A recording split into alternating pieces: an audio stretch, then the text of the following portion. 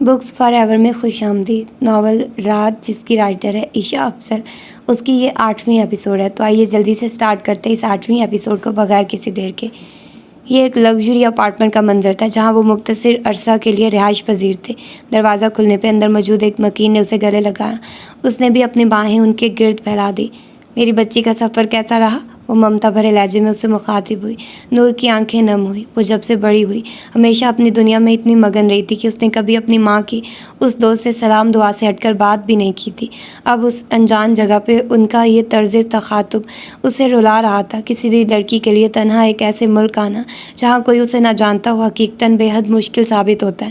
وہ یہاں ایک مقصد کے تحت آئی تھی، مگر اپنوں کی دوری اسے تکلیف دے رہی تھی، اور اس وقت جب کسی نے اسے اپنے ہونے کا احساس دلایا تو وہ متشکر آنکھوں سے مسکرا دی۔ ایک ایڈونچر کی مانند اپنے ایموشنز چھپاتے پرجوش بولی۔ ویسے بھی وہ اداکاری کرنے میں ماہر تھی، اپنی ماں کی طرح۔ اسے بھی ایڈونچرز کا بہت شوق ہوتا تھا۔ وہ اس کے گرد باہیں پھیلائے اسے اندر لے کر آتے ہوئے اسے بتانے لگی۔ ان کے ذہن نے کئی خوبصورت مناظر کو بیک وقت یاد کیا۔ اس کا مطلب آپ دونوں اپنی جوانی میں کافی شوخ رہی ہیں، تو کیا ہم بوڑھے ہو گئے ہیں؟ انہوں نے ابرو اچکا کر انہیں پوچھا۔ نور نے ایک بھرپور نظر ان پہ ڈالی۔ تنگ جینس کے ساتھ لمبی ٹی شرٹ پہنے، گلے میں مفلر لپیٹے، وہ بالکل بھی بڑی عمر کی نہیں لگ رہی تھی۔ ان کا سراپا بالکل متناسب تھا۔ نور کی نظر ان کے چہرے پہ گئی۔ بے داغ جلد اور شفاف رنگت، یہ گلابی پن جھلک رہا تھا۔ بھورے بالوں کو کھلا چھوڑے وہ بے حد خوبصورت دکھ رہی تھی۔ نور کی نگاہوں میں ستائش ابھری۔ آپ تو ریجا کی چھوٹی بہن لگ رہی ہیں، وہ شرارتی لہجے میں بولی۔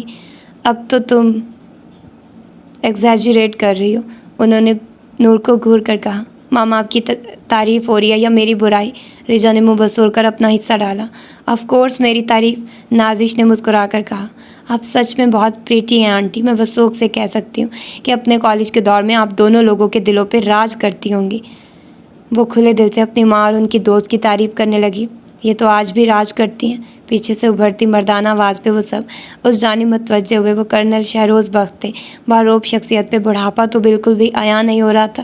گندمی رنگت پہ نیوی بلو سوٹ پہن رکھا تھا، ٹائی ہاتھ میں پکڑی ہوئی تھی۔ یوں لگ رہا تھا جیسے وہ کہیں جانے کی تیاری میں تھے۔ السلام علیکم انکل، نور نے دور سے ہی سلام کیا، جس پہ انہوں نے مسکرا کر جواب دیا۔ ریجا کے ساتھ آئی ہو؟ شاید بات کرنے کو سوال کیا، ورنہ وہ جانتے تھے کہ وہ ریجا کے ساتھ ہی آئی ہے۔ جی انکل، ریجا ہی لے کر آئی ہے۔ عائشہ کیسی ہے؟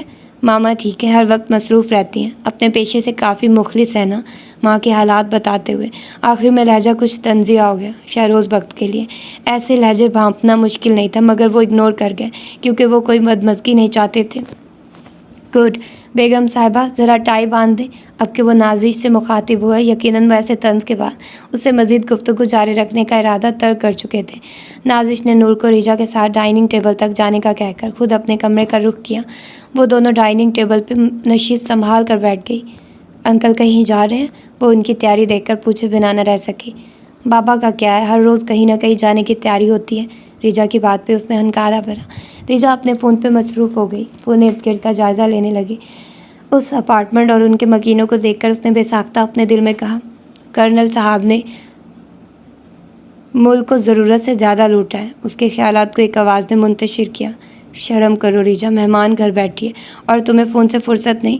نازش نے ڈائننگ کی طرف آتے اسے فون نامی بلا میں گھر دے کر ڈانٹا۔ شاید وہ شہروز بخت کی ٹائی باندھنے کے بعد واپس آئی تھی۔ ریجا نے اچانک پکار پہ ہڑبڑا کر فون بند کیا۔ اسی اثنا میں اس کا فون زمین بوس ہو گیا۔ نور کی ہنسی بے ساختہ تھی، مگر حالات کے تقاضے کو مد نظر رکھتے وہ اپنی ہنسی دبا گئی۔ مگر کسی کی نظر نے بہت بری نظر سے اس ہنسی کو دیکھا۔ وہ اس ہنسی کو اس نظر کی نظر کھا جانے کو ہوئی۔ ریجا نے فون فوراً اٹھایا۔ سچ شکر کہ اس کا فون سلامت تھا۔ ماما میرا نیا فون ٹوٹ جانا تھا، ریجا نے منہ بسور کر کہا۔ تو نہ کیا کرو ایسی حرکات، وہ اس کی ناراضگی کو خاطر میں نہ لاتے ہوئے بولی۔ بندہ پیار سے کہہ دیتا ہے، پر نہیں، آپ نے تو اچانک کہہ کر اگلے کو ڈرا دینا ہوتا ہے۔ وہ ابھی تک اپنے فون کو غور سے دیکھ رہی تھی کہ کہیں کوئی خراش تو نہیں آئی۔ میں کب ڈراتی ہوں تمہیں؟ انہوں نے ابرو اچکا کر پوچھا۔ ہر وقت تو ڈرا دیتی ہیں بیگم صاحبہ، شہروز بخت ڈائننگ ٹیبل پہ موجود دونوں ماں بیٹی کی گفتگو ملاحظہ کرنے کے بعد بولے، جس پہ سب دھیما دھیما مسکرا دیے۔ اچھا میں جا رہا ہوں۔ ایک آخری نگاہ ان سب پہ اور خاص طور پہ نور پہ ڈالتے ان کو الوداع کہتے وہ گھر سے نکل گئے۔ نور یہ لو، عائشہ بتا رہی تھی کہ تمہیں پاستا بہت پسند ہے۔ نازش اس کے سامنے پاستا پیش کرتے ہوئے بولی۔ تھینک یو آنٹی، آپ نے بہت تکلف کیا ہے۔ تکلف کیسا بچے، تم میرے لیے ریجا جیسی ہو، جیسے اس کی فرمائشیں پوری کرتی ہوں، کبھی تمہاری پوری کر لوں گی تو مجھے خوشی ہوگی۔ آج کے دور میں کون کسی کے لیے اتنا کرتا ہے آنٹی؟ وہ جاننا چاہتی تھی کہ وہ کیوں اس کا اتنا احساس کر رہی ہے۔ تم عائشہ کی اولاد ہو، میرے لیے یہ جواز کافی ہے۔ وہ اس کی پلیٹ میں پاستا ڈالتے ہوئے محبت بھرے لہجے میں بولی۔ نور ان کی دوستی پہ حیرت کا شکار ہوئی۔ دنیا میں ایسے دوست بھی ہوتے ہیں کیا جو پہلے آپ کو اور پھر آپ کی اولاد کو بھی عزیز رکھیں؟ وہ سوچ کر مسکرا دی۔ ایسے ہی نہیں، عائشہ ہر وقت نازش کی مالا جپتی رہتی تھی۔ ڈائننگ ٹیبل پہ موجود وجود کھانے میں مگن باتوں میں مصروف ہوئے۔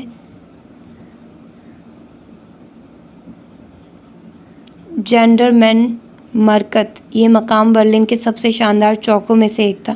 12ویں صدی کے دوران قائم کیا گیا یہ مقام اپنا منفرد مقام رکھتا تھا۔ یہ 3 مختلف مقامات کا چوک تھا۔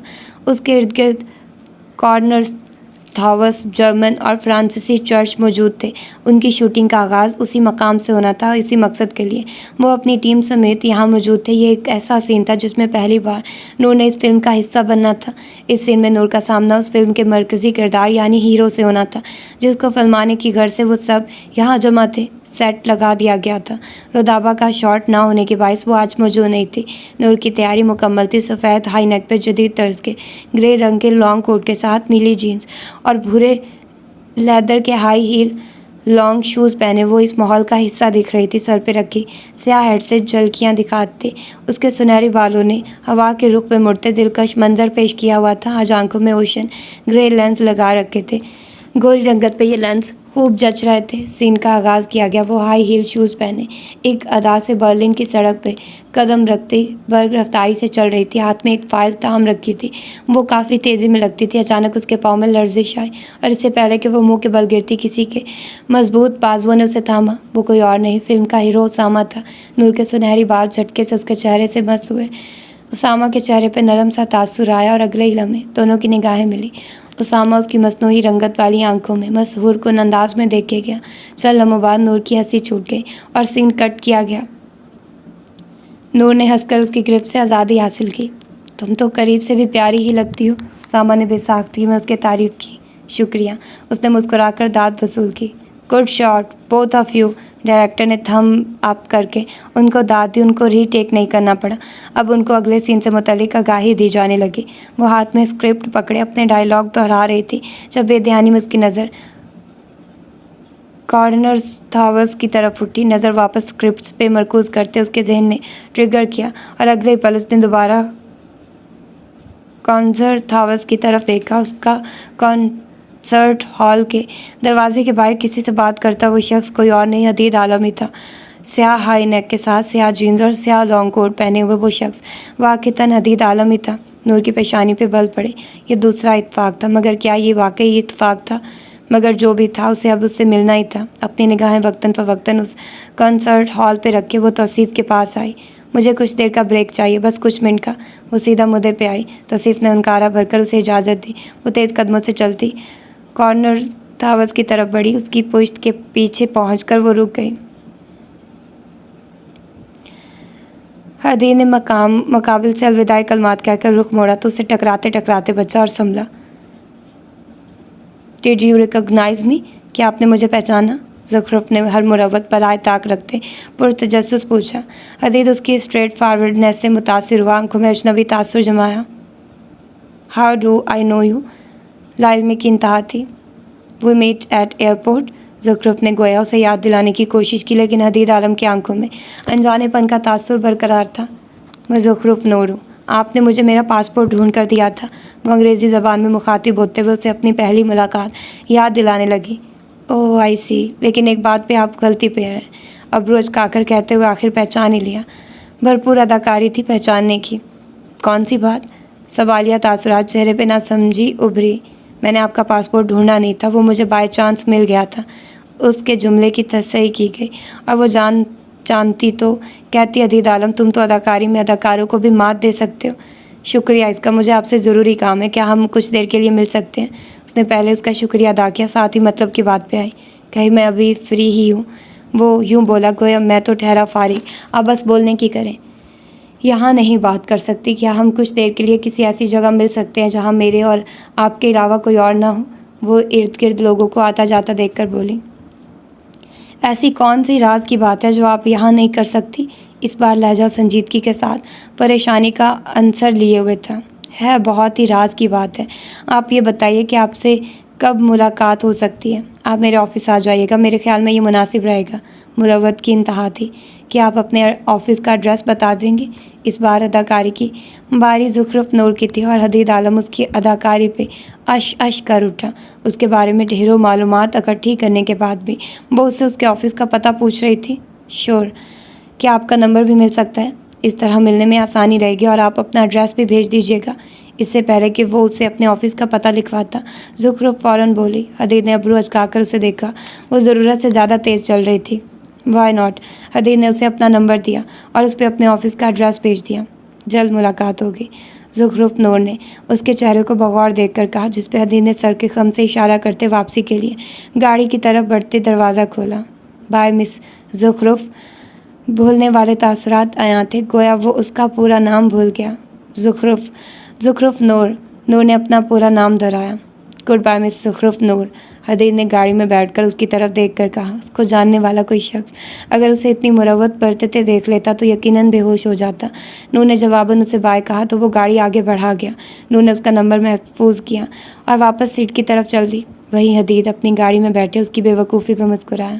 بے وقوف لڑکی، اسے لگتا ہے میں سب کو اپنا نمبر بانٹتا پھرتا ہوں اور ہر ایک کو اپنے آفس سے انوائٹ کرتا ہوں۔ وہ تیزی سے اپنی گاڑی کا رخ آفس کی جانب موڑ گیا۔ پہلے ہی اس کے سامنے آنے کے لیے وہ کافی وقت ضائع کر چکا تھا اور ایک بزنس مین، وہ بھی کامیاب بزنس مین کے لیے اس کے وقت کا ہر لمحہ قیمتی ہوتا ہے۔ عفان یونیورسٹی سے واپس آ کر فریش ہوا۔ اس روز والے واقعے کے بعد اس کا کنزا سے رابطہ نہ ہوا تھا۔ ایگزامز کے باعث وہ کافی مصروف رہا تھا کیونکہ مراد صاحب کو اس کے اچھے نتائج چاہیے تھے۔ آج اس کا آخری پرچہ تھا، لہٰذا فارغ ہوتے ہی اس نے سب سے پہلے کنزا کو کال ملائی۔ چند بیلز بجنے کے بعد کنزا نے کال اٹھا لی۔ یونیورسٹی سے آ گئی ہو کنزا؟ فون کو اسپیکر پہ لگا کر ڈریسنگ پہ رکھتے شیشے کے سامنے کھڑے ہو کر اپنے بال بناتے ہوئے خوشگوار موڈ سے پوچھا۔ اس سے بات کرتے ہوئے وہ بلا جوازی پرمسرت ہو جایا کرتا تھا۔ ہاں، ابھی گھر آئی ہوں، تم سناؤ کیا ہو رہا ہے آج کل؟ وہ اپنا یونیورسٹی بیگ بیڈ پہ تقریباً پھینکتے ہوئے بولی۔ مل کر پوچھ لو کیا کر رہا ہوں آج کل۔ یہ بھی ٹھیک ہے مگر فی الحال میں فارغ نہیں ہوں، کنزا نے بدمزاجی سے جواب دیا۔ عفان کا موڈ خوشگواریت کے عنصر سے پاک ہوا۔ وہ 100% کہہ سکتا تھا کہ اگر یہی بات حدید نے اس سے کہی ہوتی تو وہ اپنے ایگزامز کو بھی پسِ پشت ڈال دیتی۔ کب فری ہوگی؟ فون کو اسپیکر سے ہٹا کر کان کے ساتھ لگایا، کوشش جاری رکھی۔ کچھ کہہ نہیں سکتی، وہ بے مروتی سے بولی۔ کنزے ناراض ہونا پریشانی بھرا لہجہ استفار کر رہا تھا۔ یاد آ گیا؟ I am sorry for that. لیکن کیا؟ عفان مراد زور دیتے ہوئے پوچھا۔ جب بھی تم حدید کو مجھ پہ فوقیت دیتی ہو مجھے اچھا نہیں لگتا۔ اس نے صاف گوئی سے دل کی بات کہی۔ تو کیا میں تمہارے موڈ کے مطابق زندگی گزاروں؟ وہ غصے بھرے لہجے میں مستفسر ہوئی۔ میں نے ایسا کچھ نہیں کہا کنزے، وہ لب کاٹتے ہوئے بولا۔ تمہیں کہنا بھی نہیں چاہیے، میں اپنی مرضی کی مالک ہوں، کس کو کتنی اہمیت دینی ہے یہ کسی دوسرے کو مجھے نہیں بتانا چاہیے، صاف صاف کہہ دیا۔ سوری کہہ تو رہا ہوں، آئندہ نہیں ہوگا، وہ بے بسی سے بولا۔ کہا تو اس نے کنزا کو کچھ بھی نہیں تھا مگر معافی بھی اسے ہی مانگنی پڑ رہی تھی۔ کمبخت، محبت بھی کیا بلا ہے، محبوب کی ناراضی کا ڈر بھی ڈرا دیتا ہے اور عزت نفس، اس شے کو تو محبت کی پہلی دستک پہ ہی تیاگ دینا چاہیے، ورنہ یا تو عزت نفس قائم رہتی ہے یا محبت۔ مجھ سے جڑے رشتوں میں حدید بھی شامل ہے عفان، تم اس بات کو جتنی آسانی سے قبول کر لوگے اتنا بہتر رہے گا، وہ اسے باور کروا رہی تھی۔ سمجھ گیا، محبوب کی بات کو ازبر کر لیا۔ کنزا نے بھی مزید بدمزاجی ختم کی۔ لنچ کرنے چلو گے؟ وہ مان گئی کیونکہ دعوت وہ کبھی ناراضی میں نہیں دیتی تھی۔ تمہیں کون انکار کرے، وہ دل کے ہاتھوں مجبور ہو کر بولا۔ اور یہ تو کوئی کنزا ابراہیم سے پوچھتا کہ ایک شخص تھا جو ہمیشہ اسے انکار کر دیتا تھا۔ وہ حدید عالم کے معاملے میں بے بس تھی۔ شام 5 بجے میرے پسندیدہ ریسٹورانٹ، کنزا نے خوشگوار لہجے میں کہا۔ ویسے کنزے 5 بجے لنچ ہوتا ہے کیا؟ عفان شرارت بھرے لہجے میں بولا۔ میں بتاؤں کیا ہوتا ہے؟ وہ اس کو ڈپٹتے ہوئے بولی۔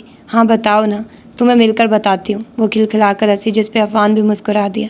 جب ایک شخص محبت میں قید ہو اور دوسرا اس کا محبوب تو جھگڑے کبھی طوالت نہیں پکڑتے، ان کے ساتھ بھی یہی معاملہ تھا۔ وہ تھکی ہاری شوٹنگ سے لوٹی تو کمرے میں قدم رکھتے ہی فون پہ بپ ہوئی، چونکہ اس نے سوشل میڈیا کے نوٹیفیکیشنز بند کر رکھے تھے اس لیے یہ یقیناً کسی جاننے والے کا ہی میسیج تھا۔ اس نے بے دلی سے میسیج کھولا، پھر ایک نئے نمبر سے میسیج تھا۔ ملاقات کیسی رہی؟ اسے بالکل حیرت نہیں ہوئی۔ یہ جو کوئی بھی تھا یقیناً اس کی مخبر ہی کرتا تھا، اور میں تمہیں کیوں بتاؤں؟ جانے کیوں، لیکن نور کا دل کیا کہ اسے چڑھائے، کیونکہ مجھے بھی وہی چاہیے جو تمہیں، صاف کوئی سے جواب دیا۔ ٹھیک تھی، نور کی اس شخص سے کوئی خاص جان پہچان نہیں تھی جو وہ اس سے مذاق کرتی، اس لیے فوراً مطلب کی بات پہ آئی۔ کب ملو گی؟ اگلا سوال حاضر تھا۔ جلدی، میں انتظار کروں گا، کیونکہ تمہاری کامیابی میری کامیابی ہے۔ نور نے جواب نہیں دیا۔ وہ فون ڈریسنگ پہ رکھ کے فریش ہونے چلی گئی۔ اسے تھکاوٹ ہو رہی تھی، وہ جلدی سونے کا ارادہ رکھتی تھی۔ ہمایوں کمال گہری سوچ میں غرق تھے، سامنے موجود ٹیبل پہ موبائل کو گھورتے ہوئے وہ کئی ممکنات کا جائزہ لے رہے تھے۔ پھر ٹیبل سے موبائل اٹھا کر کسی کو کال کر کے رابطہ جوڑا۔ جو کام کہا ہے وہ جلدی ہو جانا چاہیے۔ اس بار حکم میں بدلاؤ کا امکان نہیں تھا۔ ہو جائے گا سر، آگے سے مثبت جواب ملتے۔ انہوں نے فون بند کیا، آنکھیں سر تاثر لیے تھی، مگر یہ ضروری تھا، انہیں یہ کرنا ہی تھا، اور بالآخر انہوں نے کر لیا۔ برف باری میں لپٹے برلن کی سڑکوں پہ چہل قدمی کرتی نور نے ٹھنڈ سے بچنے کے لیے دستانے پہنے، ہاتھوں کو جیکٹ کی جیب میں ڈالا، ٹوپی سے کان لپیٹ رکھے تھے، مگر چہرہ ٹھنڈک کی شدت سے سفید پڑ رہا تھا، جبکہ ناک گلابی ہو رہی تھی۔ وہ برلن کی خوبصورتی میں محو تھی۔ کچھ وقت بعد برلن کی سڑک پہ ایک گاڑی میں بیٹھی شخص نے دور سے اس کو غور سے دیکھا، ٹارگٹ سیٹ کیا، اور پھر اسے ٹکر مارنے کی غرض سے گاڑی کی رفتار بڑھائی۔ یہ حادثہ ہی لگنا چاہیے تھا۔ اسے یہ خبر آگے دینی تھی کہ زخرف نور برلن کی سڑک پہ ایک تیز رفتار گاڑی سے حادثاتی طور پہ ٹکرانے کے باعث ہسپتال میں زیر علاج ہے یا موقع پہ ہی ہلاک ہو چکی ہے۔ اس سے پہلے کہ وہ وجود اس منصوبے کا حصہ بنتا، کسی نے اسے اپنی جانب کھینچا۔ گاڑی میں موجود شخص نے نشانہ چوک جانے پہ غصے سے اسٹیئرنگ پہ ہاتھ مارا اور وہاں سے فرار حاصل کیا۔ اچانک کھینچے جانے اور گاڑی کے بالکل پاس سے گزرنے کے باعث نور حواس باختہ ہوئی، اس کا دماغ شل پڑ گیا۔ Are you okay? حدید تیزی سے بولا۔ حدید نے اس کو بازوؤں سے تھام رکھا تھا، وہ لمبے لمبے سانس بھر رہی تھی، آنکھیں بند تھیں۔ اگلے ہی لمحے اس نے آنکھیں کھولی تو حدید کی آنکھوں نے ان آنکھوں میں اپنا عکس دیکھا۔ یہ پہلی بار تھا کہ حدید عالم نے کسی لڑکی کی آنکھوں میں خود کو دیکھا تھا۔ وہ سمجھ نہ پایا یہ کیسا احساس تھا۔ نور کا سانس حلق میں ہی اٹک گیا۔ پہلے یہ حادثہ، پھر اس سے سامنا، لگاتار جھٹکوں کے باعث وہ نہ جانے کیسے اپنے قدموں پہ کھڑی تھی، یا شاید یہ حدید کی اس پہ گرفتی تھی جو وہ سلامت کھڑی تھی۔ مگر اگلے ہی لمحے حدید نے حالات پہ قابو پاتے نرمی سے اسے اپنی گرفت سے آزاد کیا۔ وہ لڑکھڑائی مگر سنبھل گئی۔ بیٹا پانی پی لو۔ ابراہیم صاحب جو اس واقعے سے قبل حدید کے ساتھ کھڑے تھے، انہوں نے آگے بڑھتے انسانیت کے ناطے اسے پانی پیش کیا۔ نور نے ان کی جانب دیکھا تو مزید دماغ معاف ہو گیا۔ یہ سب کیا ہو رہا تھا اس کے ساتھ؟ نور نے ان کے ہاتھ سے پانی کا گلاس لیا جو انہوں نے ویٹر کو بلا کر منگوایا تھا، اور تیزی سے اس سے اپنا گلا تر کیا۔ ابراہیم وجدانی حدید کے ساتھ ڈنر کرنے کے لیے اس مقام کے ایک ہوٹل میں موجود تھے۔ وہ واپس جانے کے لیے ہوٹل سے باہر نکلے ہی تھے جب حدید نے ایک تیز رفتار گاڑی کو سڑک پہ چہل قدمی کرتی نور کو نشانہ بناتے دیکھا۔ اسے نہیں معلوم وہ کتنی تیزی سے بھاگا، کتنے لوگوں سے ٹکراتے ٹکراتے بچا، کن کن چیزوں سے ٹکرایا۔ وہ بس یہ جانتا تھا کہ وہ خطرے میں تھی اور اسے اس کی ضرورت تھی۔ حدید عالم نہ اسے نقصان پہنچا سکتا تھا اور نہ پہنچانے دے سکتا تھا۔ اس نے آگے بڑھ کر جھٹکے سے اسے اپنی طرف کھینچا اور پھر اس کو تھامے اس نشانے سے پیچھے ہٹا۔ گاڑی اس سے چند انچ کے فاصلے سے گزر گئی۔ اس نے اپنے بازوؤں کے حصار میں گھری نور کو دیکھا، وہ صحیح سلامت تھی۔ اس کا سانس بحال ہوا۔ وہ اس کو پانی پیتے دیکھنے لگا، آنکھیں اس کے ایک ایک نقش کو بھانپ رہی تھی۔ نور کے چہرے پہ خوف عیاں تھا، آنکھوں کی پلکیں لرز رہی تھی، سنہری بال بکھرے بکھرے دکھنے لگے، کپکپاہٹ اس کے سارے وجود پہ طاری تھی۔ حدید کے گلے میں گلٹی ابھر کر معدوم ہوئی۔ وہ اسے اس ٹوٹی بکھری حالت میں نہیں دیکھ سکتا تھا۔ بیٹا سب ٹھیک ہے، یہ سب ایک حادثہ تھا، ریلیکس ہو جاؤ۔ ابراہیم وجدانی نے اسے کندھے پہ تھپکی دیتے ہوئے تسلی دی۔ نور نے بامشکل سر ہلایا، لیکن وہ اس بات کو تسلیم کرنے سے انکاری تھی کہ یہ محض ایک حادثہ تھا، کیونکہ پرہجوم سڑک پہ اتنی تیز رفتاری سے گاڑی چلانا اور اسی کو ٹارگٹ کرنا یہ اتفاقیہ حادثہ نہیں ہو سکتا تھا، اور اگر یہ حادثہ ہوتا تو اس گاڑی کا ڈرائیور فرار ہونے کے بجائے رک کر اس سے معافی مانگتا۔ اس کا فرار ہونا ہی اس بات کی نشاندہی کے لیے کافی تھا کہ وہ ٹارگٹ تھی۔ مجھے گھر جانا ہے۔ وہ گلاس وہیں رکھتے واپسی کو پر تولنے لگے۔ اسے اس جگہ سے خوف آنے لگا، تنہائی کا احساس شدت سے جاگ رہا تھا۔ اسے ماں کی گود یا نانا کا حصار چاہیے تھا، یا کم از کم فی الحال اسے اس جگہ سے دور جانا تھا۔ بیٹا ہم آپ کو گھر چھوڑ دیتے ہیں، ابراہیم صاحب نے اس کی حالت دیکھتے ہوئے آفر کی۔ نہیں بہت شکریہ، اب مجھے گھر جانا چاہیے، وہ رک رک کر بولی، شاید سانس بحال کر رہی تھی۔ آپ اپنے گھر والوں کو فون کر دو، وہ خود آپ کو یہاں سے لے لیں گے، وہ فکر مندی سے بولے۔ انہیں اس معصوم لڑکی کو تنہا چھوڑنا اچھا نہیں لگ رہا تھا، کیونکہ وہ لڑکی مشرقی دکھ رہی تھی۔ گھر والے یہاں نہیں ہیں، اداسی سے بھرپور لہجہ۔ کوئی تو جاننے والا ہوگا یہاں، یہ سوال پوچھنے والا حدید تھا. اس نے یہ سوال کیوں پوچھا یہ وہ خود بھی نہیں جانتا تھا. ہے لیکن میں انہیں بلانا نہیں چاہتی. آپ کا بہت شکریہ. موقع ملا تو اس احسان کا بدلہ ضرور چکاؤں گی. نور نے اس کو براہ راست دیکھتے ہوئے کہا. حدید نے سر کو خم دیا اور دل میں سوچا کہ یہ لڑکی اپنی انا قائم رکھنے کے لیے مشکلات میں بھی بھرم دکھانے سے باز نہیں آئے گی. نور واپسی کے لیے مڑی اور قدم قدم اس سے دور ہوتی گئی. حدید نے اس کے لرزتے قدموں کو دور تک دیکھا. گردن کی رگیں نمایاں ہونے لگی. ہاتھ بھنچ رکھے تھے. اندر ابلتے لاوے کو اس نے کیسے قابو کیا یہ وہی جانتا تھا. مانا کہ اس نے اسے خود تک رسائی دینے کے لیے مختلف حربے استعمال کیے تھے مگر حدید عالم زخرف نور کو نقصان نہیں پہنچا سکتا تھا اور جس کسی نے یہ حرکت کی تھی اسے وہ چھوڑ نہیں سکتا تھا. وہ دونوں گاڑی میں بیٹھے. حدید نے ابراہیم وجدانی کو ان کے گھر ڈراپ کیا اور خود اپنے گھر آ گیا. اس نے بامشکل اپنے کمرے میں پہنچ کر دروازہ لاک کیا. پھر صوفے پہ جا کر بیٹھ گئی. گزشتہ واقعے نے اسے ڈرا دیا تھا. اگر وہ کسی حادثے کا شکار ہو جاتی یہ سوچ ہی اسے پریشان کر رہی تھی.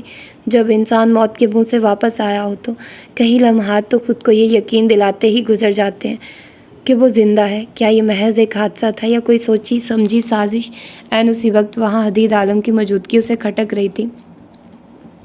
یہ حقیقت تھی کہ اس وقت اسے کسی سہارے کی ضرورت تھی. اس نے ہر مشکل میں اپنی ماں یا نانا کو اپنے پاس پایا تھا اور اب حالات ایسے تھے کہ وہ اپنی پریشانی کسی کو بتا بھی نہیں سکتی تھی. وہ کسی کو اپنے حوالے سے پریشان نہیں کرنا چاہتی تھی. عین اسی لمحے اسے برہان کی کال آئی. برہان کیسے اس کے دل کا حال جان جاتا تھا؟ اسے کیسے علم ہوا کہ اسے اس وقت کسی اپنے کی ضرورت تھی؟ اسے خوش ہونا چاہیے تھا لیکن وہ چاہ کر بھی مسکرا نہ سکی. چند لمحات وہ سوچتی رہی کہ اسے فون اٹھانا چاہیے یا نہیں لیکن برہان کی مسلسل کالز نے اس کی مشکل آسان کر دی. اس نے چہرے پہ بمشکل مسکان سجائی تاکہ لہجہ اندر کے خوف کو چھپا لے. پھر فون اٹھایا اور کال ریسیو کی. کیسی ہو سونا؟ برہان نے خوش دلی سے پوچھا. First class. اپنے لہجے کو حد الامکان نارمل رکھتے ہوئے جواب دیا. برلن کیسا لگا؟ وہ چہک کر پوچھ رہا تھا.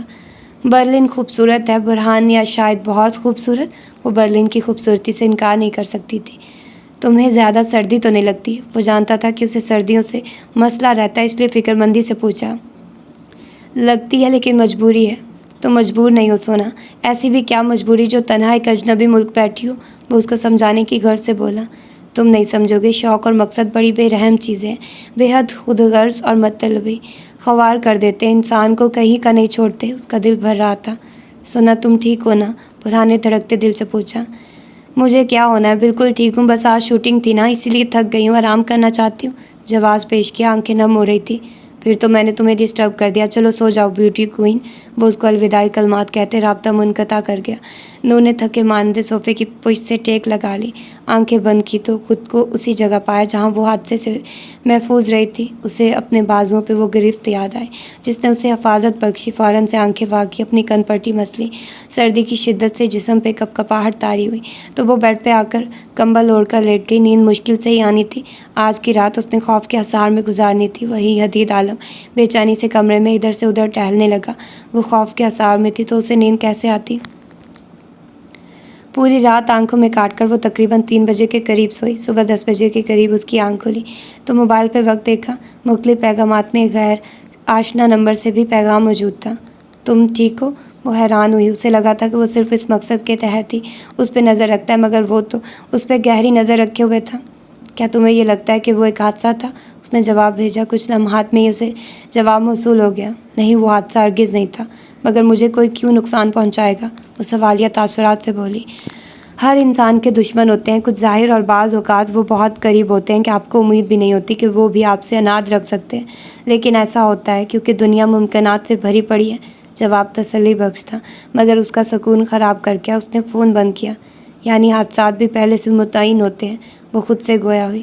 پھر خود کو نارمل کرتے وہ فریش ہونے چلی گئی. اسے وقت پہ شوٹنگ کے لیے جانا تھا. سچ شکر کہ آج شوٹنگ دوپہر میں شروع ہونی تھی. کام میں مصروفیت کے باعث وہ کافی حد تک نارمل ہو گئی.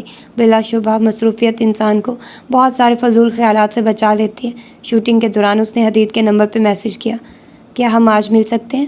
وہ ڈینیل رچرڈ کے ساتھ میٹنگ میں مصروف تھا اس لیے پیغام نہ پڑھ سکا.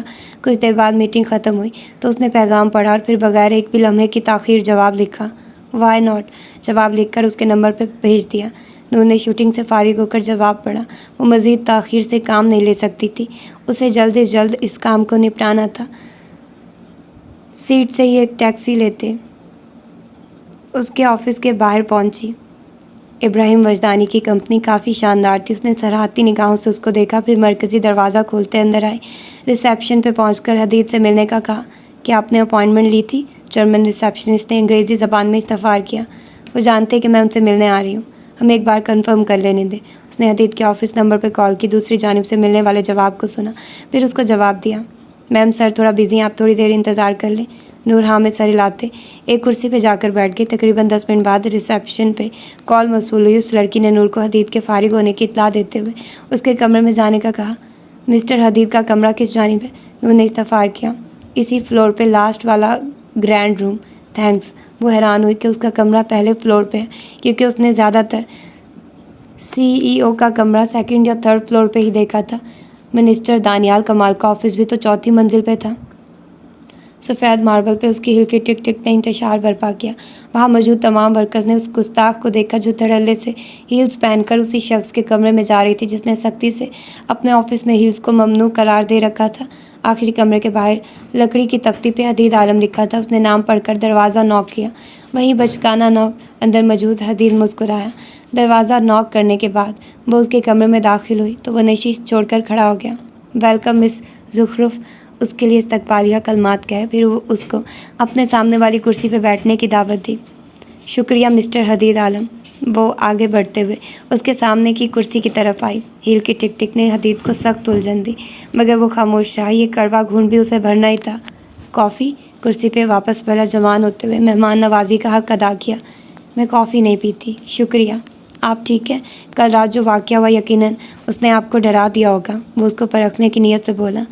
نہیں، میں چھوٹے چھوٹے معاملات پہ پریشان نہیں ہوتی۔ کیا کمال کی بے نیازی تھی؟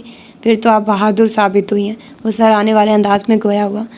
اپنی تعریف خود نہیں کرنی چاہیے، ورنہ ضرور خود کو گولڈ میڈل پیش کرتی۔ نائس، آپ کا بہت شکریہ، کل آپ نے واقعی میری مدد کی۔ وہ تشکر امیز لہجے میں بولی۔ اپنے سامنے کسی کو مرتا دیکھنے کا بالکل ارادہ نہیں تھا، بس اسی اثناء میں آپ کی مدد ہو گئی۔ Thanks again. میرے خیال میں اب ہمیں مدعے کی بات کر لینی چاہیے۔ وہ سیدھا مدعے پہ آئی۔ وہ مزید تاخیر نہیں کرنا چاہتی تھی، اب اس کے صبر کا پیمانہ لبریز ہو رہا تھا۔ بالکل، بات تو اب کر ہی لینی چاہیے۔ اپنی کرسی سے اٹھتے چند قدم اس کے قریب بڑھاتے ہوئے کہا۔ لہجہ کچھ عجیب سا تھا۔ نور نے ناسمجھی سے اسے دیکھا۔ کیا مطلب؟ تاثرات میں ناسمجھی آیا تھی۔ کچھ خاص نہیں، بس ہم شادی کر رہے ہیں مس زخرف۔ نور اس سے چند قدم کے فاصلے پر رک کر بہت سکون سے نور کے سر پہ دھماکہ کیا۔ آپ مذاق کر رہے ہیں؟ وہ مصنوعی ہنسی ہنستے ہوئے بولی۔ اسے حدید عالم سے اس بات کی توقع نہیں تھی۔ میں مذاق نہیں کرتا۔ لہجہ سنجیدگی سے بھرپور تھا۔ پھر یہ سب کیا ہے؟ وہ ہتھے سے اکڑ گئی۔ کرسی سے کھڑی ہوئی تو حدید نے چند قدم پیچھے لیے۔ تمہیں تمہارے بابا کے قاتل کی تلاش ہے اور مجھے اپنے بابا کے قاتل سے بدلہ لینا ہے۔ ان دونوں مقاصد کی تکمیل کے لیے ہماری شادی ضروری ہے۔ آپ سے تم کا سفر لمحوں میں طے ہوا۔ نور ہونکوں کی طرح اس کو دیکھنے لگی۔ یہ کیسا انکشاف ہوا تھا؟ اسے لگا تھا کہ وہ حدید عالم تک پہنچی تھی، مگر اس لمحے اسے ادراک ہوا کہ وہ یہاں لائی گئی تھی، اور اس کو یہاں لانے والا کوئی اور نہیں، خود حدید عالم تھا۔ اسے آج اپنا آپ بے وقوف لگ رہا تھا۔ تم یہ سب کیسے جانتے ہو؟ اس نے بھی مروت کو بالائے طاق رکھا۔ میں تم سے 11 سال بڑا ہوں، عمر کا ہی لحاظ کر لو، تم کہنا کچھ عجیب نہیں لگے گا۔ وہ مصنوعی سنجیدگی سے مشورہ دیتے ہوئے بولا۔ آپ مائی فٹ، وہ اس پہ چلائی۔ تمہارا کچھ نہیں ہو سکتا۔ نفی میں سر ہلا کر بڑبڑایا۔ حدید عالم، میں نے پوچھا تم یہ سب کیسے جانتے ہو؟ اس نے حدید کی جانب قدم بڑھائے اور اس کی آنکھوں میں آنکھیں ڈال کر پوچھا۔ سب جان جاؤ گی، لیکن اس کی ایک شرط ہے، اور وہ ہے مجھ سے شادی۔ لہجہ اٹل تھا۔ تم مجھے بلیک میل کر رہے ہو؟ وہ پھٹی پھٹی نگاہوں سے بولی۔ جو سمجھنا ہے سمجھ لو۔ اس نے نور کی کسی بات کا کوئی اثر نہیں لیا۔ بھاڑ میں جاؤ تم اور تمہاری شرط۔ وہ پیر پٹک کر جانے لگی جب حدید کی آواز نے اس کے قدم منجمد کیے۔ جاننا چاہو گی کہ تمہارے اور میرے بابا کے درمیان کیا تعلق تھا؟ اور یہاں زخرف نور پگھل گئی اور اس موم کو حدید عالم نے اپنی ہتھیلی کا حصہ بنا لیا۔ اوہ مائی گاڈ، کتنا سسپینس ہے یار اس ناول میں، اور پتہ نہیں کیا کیا راز ہے جو افشا ہونے ہیں ہم پر، اور پتہ نہیں آگے کیا کچھ ہے جو سننے میں ملے گا۔ ویسے ناول کو بس میں نے ویڈیوز زیادہ کر دی ہیں، لیکن میں آپ لوگوں کو ریگولر بیسس پر اس کے ایپیسوڈز پرووائڈ کر رہی ہوں، ٹھیک ہے؟ تو مجھے آپ لوگوں کا اچھا سا رسپانس ہی چاہیے، ٹھیک ہے؟ اور اپنا اچھا سا کمنٹ بھی کیا کریں، اور اپنا فیڈ بیک بھی دیا کریں. اس کے علاوہ میں اپنی پوری کوشش کر رہی ہوں کہ آپ لوگوں کو زیادہ سے زیادہ ناولس دے سکوں, زیادہ سے زیادہ ٹائم مینیج کر کے دے سکوں اور ڈفرینٹ ناولس پرووائڈ کر سکوں.